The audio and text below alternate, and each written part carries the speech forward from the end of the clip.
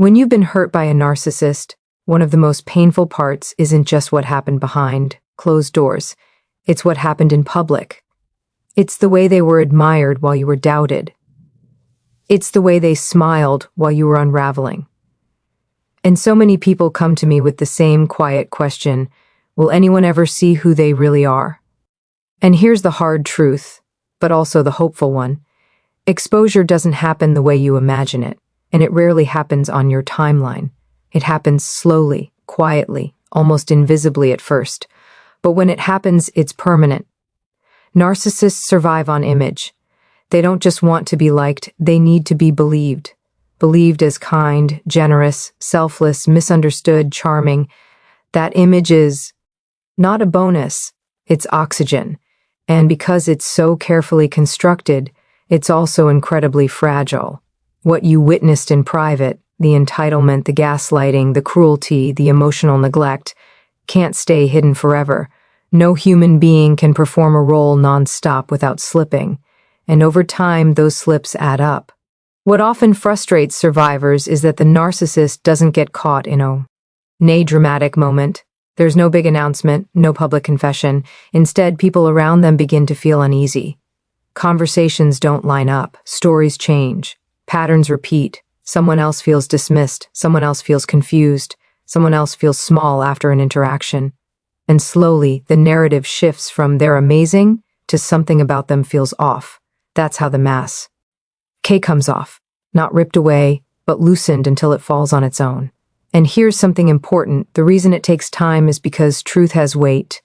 When it arrives too fast, people deny it. When it arrives slowly, people absorb it. You live the reality every day, so you see it clearly. Others need repetition, they need lived experience. And the narcissist, in their need for control and admiration, will eventually provide that evidence, all on their own. You don't have to expose them, you don't have to warn everyone. In fact, trying to do that often backfires, because narcissists are very skilled at playing the victim. Silence, consistency, and distance do far more than confrontation ever could. Another piece that's hard to sit with is this. Narcissists often get exposed in ways that have nothing to do with you. And that can sting.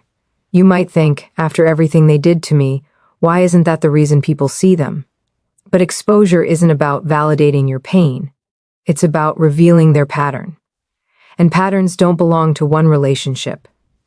They repeat, they escalate, and eventually others see it too.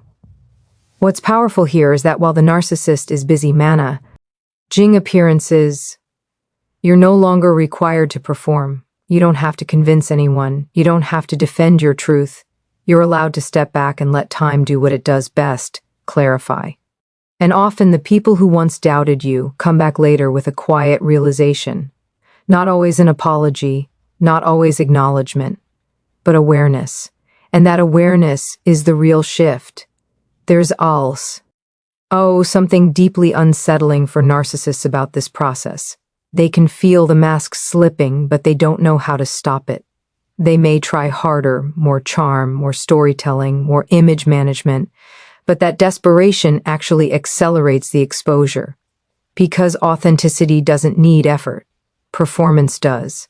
And people sense that difference even if they can't immediately name it.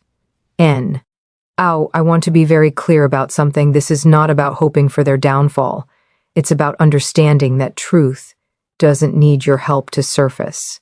Your job is not to wait for justice as proof that your pain mattered. Your pain mattered the moment it happened. Exposure isn't your reward. Healing is. Peace is. Rebuilding your sense of self is. And often, as you grow steadier, calmer, more grounded, that contrast becomes visible too. Not because you're trying to prove anything, but because regulation looks different than chaos. Clarity looks different than manipulation. And without saying a word, your stability tells its own story. People may not ask you directly, but they notice. They always notice. One of the most difficult emotional shifts for survivors is letting go of the fantasy that exposure will feel satisfying. Sometimes it doesn't. Sometimes it's quiet. Sometimes it's delayed. Sometimes it's incomplete. But what it does do is remove the narcissist's greatest weapon, credibility. Once that cracks, control weakens. And when control weakens, their influence shrinks. So if you're in that place right now, where you feel unseen, unheard, invalidated, I want you to hear this clearly. Being believed eventually is not the same as being dismissed forever. You are not invisible, you are not crazy, and you are not required to carry the burden of truth alone. Time, consistency, and reality are far more powerful than any mask. Let the truth speak without your exhaustion, because when the mask finally falls, you'll already be free.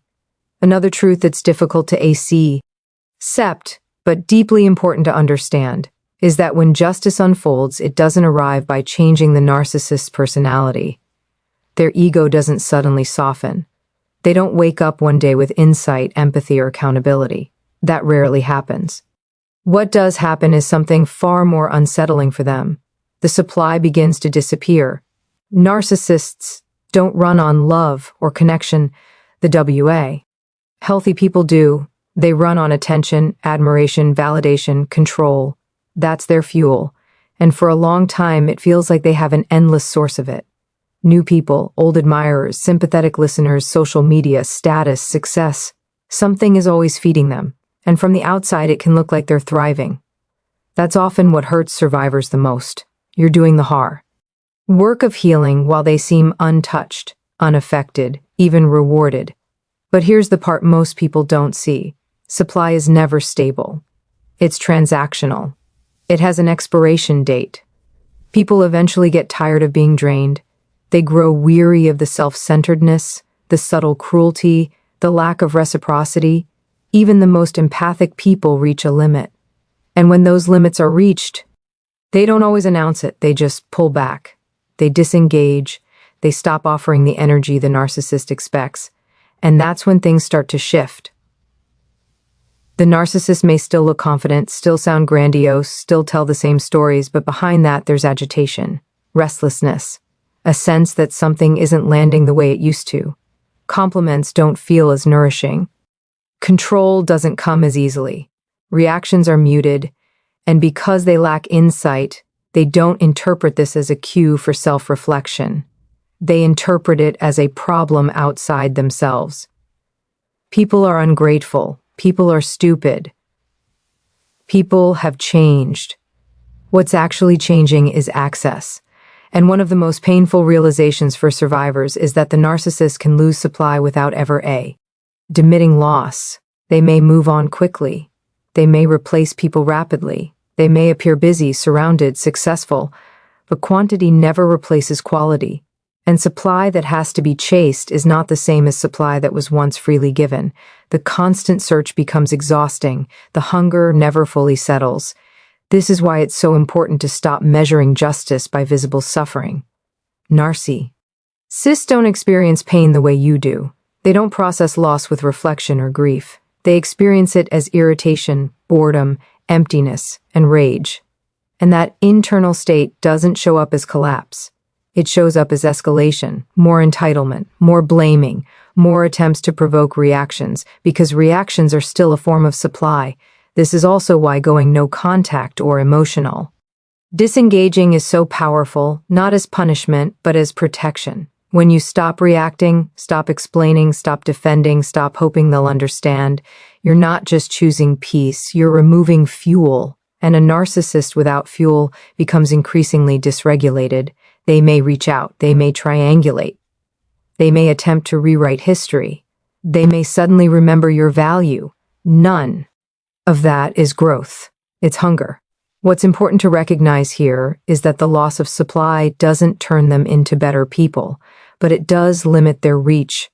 They have fewer places to land, fewer people willing to absorb the chaos, fewer opportunities to feel powerful.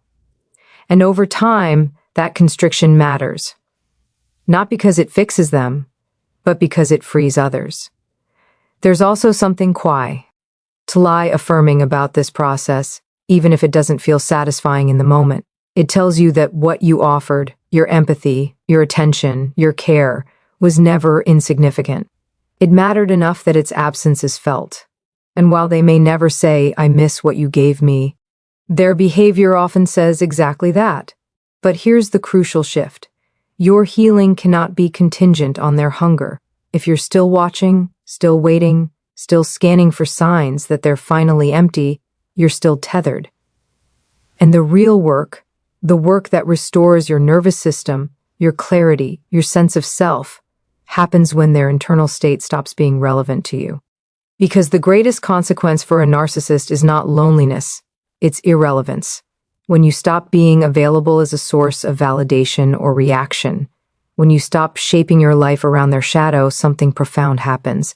Their ego may remain intact, but their influence shrinks. And influence, not insight, is what they care about most. So, if you're sitting with the feeling that it's unfair that they still seem fine while you're doing the work, I want you to hear this clearly. The absence of visible collapse does not mean the absence of consequence. Losing supply is destabilizing in ways that don't look dramatic, but are deeply uncomfortable for someone who cannot self-soothe, self-reflect, or self-validate.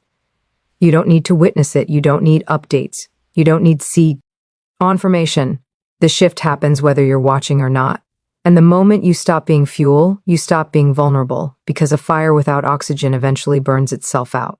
One of the most misunderstood parts of healing after narcissistic abuse is the idea that you're supposed to bounce back quickly, as though what happened to you was just a rough chapter and not a systematic erosion of your sense of self. What the narcissist tried to take from you wasn't just your happiness, it was your confidence, your clarity, your trust in your own perceptions. And when you're in the middle of that experience, it can feel like they've permanently broken something inside you. But what actually happens, often in ways you don't notice at first, is that the very places they targeted become the places where strength begins to grow. Narcissists are remarkably consistent in what they attack. They question your memory. They undermine your intuition. They chip away at your autonomy. Over time, you start doubting yourself even in small, everyday decisions. Am I overreacting? Did I imagine that? Maybe I'm too sensitive. That self-doubt isn't a personality flaw, it's a conditioned response. I tease what happens when someone repeatedly tells you that your reality isn't real. And healing doesn't come from forcing confidence back into place. It comes from slowly, patiently rebuilding trust with yourself. At first, that rebuilding is quiet. It shows up as moments of pause instead of panic, as choosing not to explain yourself when you don't owe an explanation, as noticing when something feels wrong and allowing that feeling to exist without immediately dismissing it. These may seem like small shifts, but they're foundational, because every time you honor your internal signal instead of overriding it, you're reclaiming territory that was taken from you. What's powerful here is that this growth isn't performative. You're not becoming strong in a way that demands attention. You're becoming strong in a way that creates stability. And stability is deeply unsettling to someone who relied on your confusion to maintain control. When you stop reacting the way you used to, when you don't rush to fix, defend, or appease, the dynamic changes, not because you're trying to punish them, but because you're no longer available for manipulation. There's also a profound shift that happens when you begin to understand the pattern, when you realize that what you experienced has a name, a structure, a predictability. That realization can be both painful and liberating. Painful because it confirms that the harm was real. Liberating because it means it wasn't your fault. And from that understanding comes compassion for yourself, not the kind that excuses behavior, but the kind that says, of course I struggled. Anyone would. As you heal, something else begins to happen. Your boundaries become clearer, not harsher, not walls, just clearer. You start recognizing where you end and someone else begins. You stop taking responsibility for other people's emotions. You stop absorbing blame that doesn't belong to you. And this is where the real shift occurs, because the narcissist thrived in the blurred spaces where you felt responsible for their moods, their reactions, their needs. Clarity disrupts that completely. What's often surprising to survivors is that this strengthening doesn't make them less kind. In fact, it often makes them more intentional. You don't lose empathy, you gain discernment, you don't become closed, you become selective. And that selectivity is not cruelty, it's wisdom earned through experience. Over time, the narrative inside your head changes. The voice that once echoed the narcissist's criticisms begins to quiet. In its place is a steadier, more grounded presence. You begin to trust your decisions. You begin to feel more comfortable being alone, not because you're isolated, but because you're no longer at war with yourself. And that internal peace is something the narcissist can't access and can't take. It's important to acknowledge that this process is not linear. There will be days when old doubts resurface, when triggers catch you off guard, when you feel small again. That doesn't mean you're failing. It means you're human. Healing isn't about never being affected. It's about recovering more quickly with less self-blame. And here's the PA. RT that often gets overlooked. As you grow stronger internally, your life begins to expand externally. You take risks you once avoided. You pursue interests that were minimized or mocked. You form connections that feel mutual instead of draining. And without trying to prove anything, you become someone who is harder to control, not because you're aggressive, but because you're anchored. That ancho. Ring is the most profound consequence of all. The narcissist may never acknowledge the harm they caused. They may never apologize. They may never understand the transformation that took place after they exited your life. But their inability to access you, to destabilize you, to define you, to rewrite your reality, is the clearest sign that the power dynamic has shifted. You don't heal by becoming invulnerable. You heal by becoming resilient. And resilience, once built, doesn't disappear. What they tried to break becomes the very thing that holds you steady, and that is a strength they can never touch. There's a moment that often comes after you've stepped back, after the chaos quiets, after the constant reactions stop, and that's when something very uncomfortable begins for the narcissist. Because without constant stimulation, without someone else to regulate their emotions, without an audience, they are left alone with themselves. And that is not a place they know how to be. Narcissists are deeply avoidant of introspection, not because they're lazy or unwilling, but because looking inward threatens the entire structure they've built to survive. Inside, there's emptiness, shame, fear, and unresolved wounds they never learned how to process. So they stay busy, they stay loud, they stay distracted, they fill every quiet moment with noise. People, drama, conflict, validation, silence is dangerous to them. When you disengage, when supply diminishes, when relationships thin out, the distractions fade. And what replaces them is not insight or growth, but discomfort, a restless they can't name, a gnawing dissatisfaction that nothing seems to soothe for long. They may feel bored, irritable, agitated, or chronically dissatisfied, even when things appear fine on the outside. This isn't reflection, it's exposure to their own internal void. What's important to understand is that this isn't a dramatic punishment. It doesn't look like collapse, it looks like repetition. AME conflicts, different people, same complaints, new targets, same story, over and over again. Because without self-awareness, nothing changes.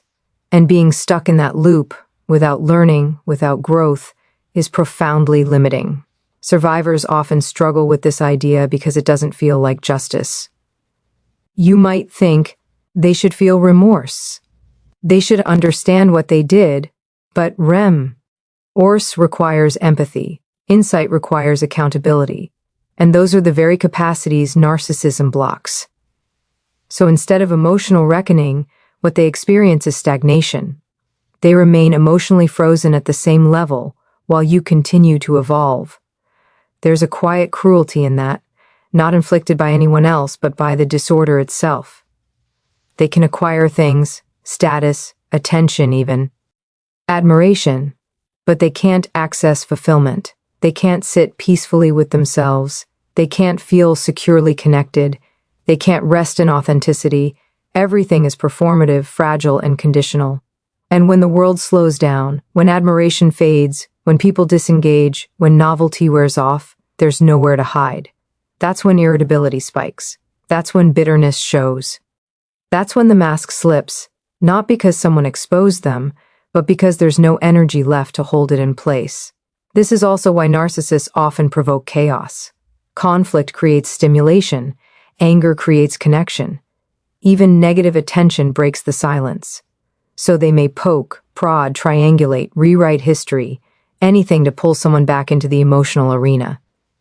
Not because they miss you, but because they can't tolerate being alone with themselves. And this is where many survivors get pulled back in, mistaking that reach for longing or regret. It's not. It's avoidance. Avoidance of emptiness. Avoidance of self-contact. Avoidance of the quiet. What's powerful here is that you don't have to participate. You don't have to respond. You don't have to correct their version of even. You don't have to provide emotional regulation. The silence they experience is not something you created. It's something they've been running from their entire lives. And while they remain trapped in that cycle, you're doing something radically different. You're learning how to be with yourself. You're learning how to tolerate discomfort without outsourcing it. You're learning how to feel ings without collapsing or blaming. And that skill alone changes everything. This is one of the most significant divergences between survivors and narcissists over time. You integrate, they fragment, you reflect, they deflect, you grow, they repeat. And here's the part that matters most. Living with themselves isn't a temporary phase for them. It's a lifelong condition. Because without insight, without accountability, without emotional responsibility, there is no forward movement, only distraction. You don't need them to suffer in obvious ways for this to be real. Emotional stagnation is not loud, but it's profound. And it's the natural consequence of a life built on avoidance rather than truth. So if you ever find yourself wondering whether it's fair, remember this.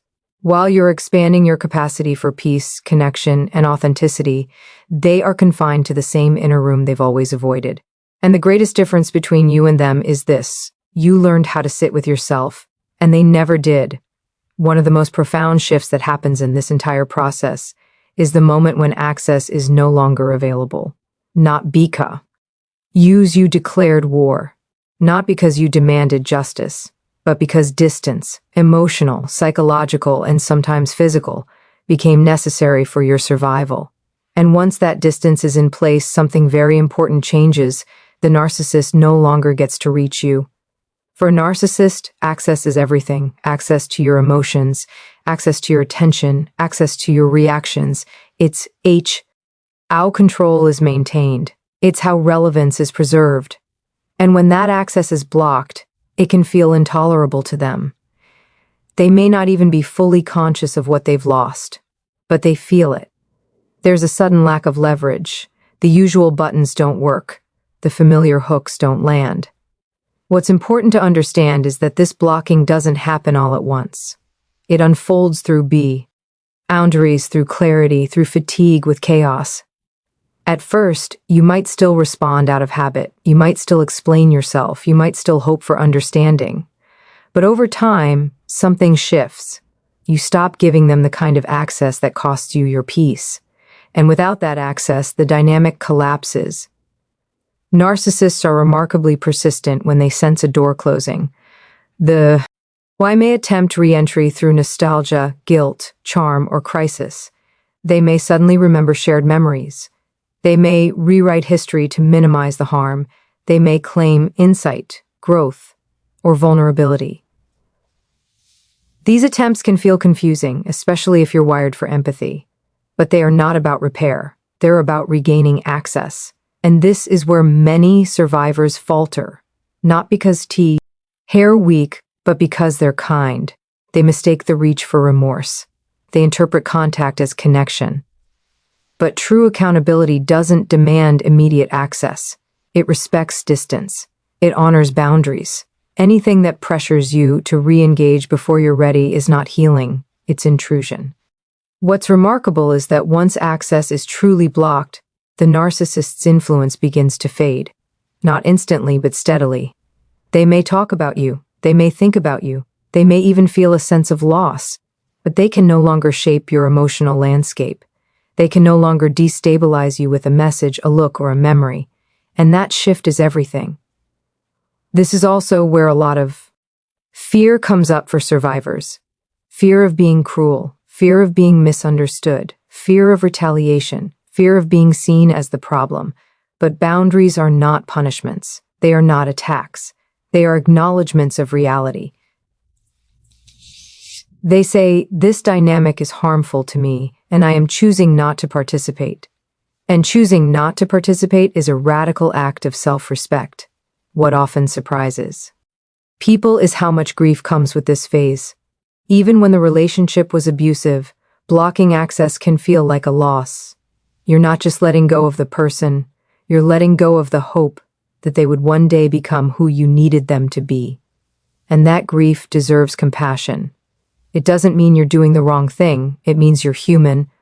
From the narcissist's perspective, this boundary feels like abandonment, but abandonment implies entitlement, and no one is entitled to your emotional labor, your availability, or your suffering. When access is blocked, the narcissist is forced to confront a reality they've long avoided. They cannot force connection. They cannot control closeness. They cannot override another person's autonomy. And this is why access rarely gets restored in a healthy way. Because what they want back is not relationship, it's control. And control cannot coexist with mutual respect. As you maintain this distance, something subtle but powerful happens inside you. Your nervous system begins to settle. The hypervigilance softens. You stop scanning for threats. You stop rehearsing conversations. You stop bracing for impact. And in that quiet, you beg in to feel yourself again. Not the version of you that was constantly adapting, but the version that exists without defense. This is what protected territory looks like. Not isolation, but sovereignty. Your thoughts are your own. Your feelings are your own. Your time is your own. And the narcissist, no matter how persistent, cannot cross that boundary unless you open the door. And here's the H that ties this all together. Access is not taken from them, it is returned to you. You reclaim your energy, your attention, your life. And in doing so, you remove the last place where harm could land. They may knock, they may circle, they may rage or retreat, but the door stays closed, not out of spite, but out of self-respect. And when access is gone, so is their power, because peace is the one place they can never enter. There comes a moment in healing that is quieter than the others, but far more powerful. It's the moment you realize that justice is no longer something you're chasing. You're no longer scanning the world for signs that they've paid. You're no longer waiting for karma to show up in a way that finally makes your pain feel validated. And at first, that realization can feel unsettling, almost like giving something up. But what you're actually doing is laying something down that was never meant for you to carry. When you've been harmed deeply, the desire for justice is human. Of course you want accountability. Of course you want acknowledgement. Of course you want the story to end in a way that makes sense. But when the person who hurt you lacks empathy, insight, or responsibility, that kind of justice becomes a moving target. And if you tie your healing to their reckoning, you stay emotionally bound to them far longer than necessary. Narcissists don't experience justice the way healthy people do. They don't sit with remorse. They don't process guilt in a way that leads to repair. So when survivors wait for a moment of realization, when they finally understand what they did, they often wait forever. And that waiting quietly drains you. It keeps your nervous system activated. It keeps your attention focused outward instead of inward. Letting go of justice as your job doesn't mean what happened didn't matter. It doesn't mean you're excusing harm. It means you're choosing not to let someone else's limitations define the rest of your life. There's a BTLA shift that happens when you stop asking, when will they get what they deserve? And start asking, what do I deserve now? That question changes everything, because suddenly your energy moves toward restoration instead of retribution, toward peace instead of proof, toward alignment instead of outcome. This is often where people get stuck on the idea of karma. They imagine it as something dramatic, something visible, something proportional to the pain inflicted. But real consequence isn't always loud. It doesn't always announce itself, and it doesn't always look the way we expect. Sometimes justice shows up as distance, as irrelevance, as a life that moves forward without reference to the harm. And when that happens, the narcissist doesn't win. They simply fade from the center of your story. What's difficult here is that releasing the need for justice can feel like releasing control. And after narcissistic abuse, control feels like safety. You want to know how the story ends. You want to know that it balances out. But true safety comes from something else entirely, self-trust. The trust that you can build a meaningful life even without closure, even without answers, even without acknowledgement. As you move into this phase, you may notice something surprising. The anger softens, not because it was wrong, but because it's no longer needed for protection. The mental rehearsals stop. The imaginary conversations quiet down. You realize that the emotional courtroom you've been holden, in your mind, is finally adjourned, not because a verdict was reached, but because you no longer need one. This is where freedom lives. Justice, in its healthiest form, is not about watching someone fall. It's about no longer needing to watch at all. It's about alignment, your values matching your actions, your boundaries matching your needs, your life reflecting who you are rather than what you survived. And when you reach this place, something remarkable happens. The narcissist loses their final hold, not because they were punished, but because they are no longer central. Their behavior stops being the reference point. Their choices stop being the measure. You stop asking, "Is this fair?" and start living in a way that feels honest, grounded, and whole. This doesn't happen overnight. It unfolds gradually. There may still be moments of anger, sadness, or disbelief. That doesn't mean you've gone backward. It means you're integrating the experience rather than being ruled by it. Integration is the opposite of obsession. It's when the story becomes part of you, but no longer control. It's you. And here's the deepest truth in all of this. When you stop trying to collect justice from someone who cannot give it, you reclaim your future. You stop organizing your life around their behavior. You stop waiting for an ending that requires their participation. You choose to step forward without permission. That is not weakness. That is wisdom. So if you're standing at that threshold now, tired of waiting, tired of hoping, tired of carrying the weight of what should happen, know this. Justice was never meant to be your burden. Your work is healing. Your work is living. Your work is choosing peace without apology. And when you do that, the story doesn't end in revenge. It ends in freedom.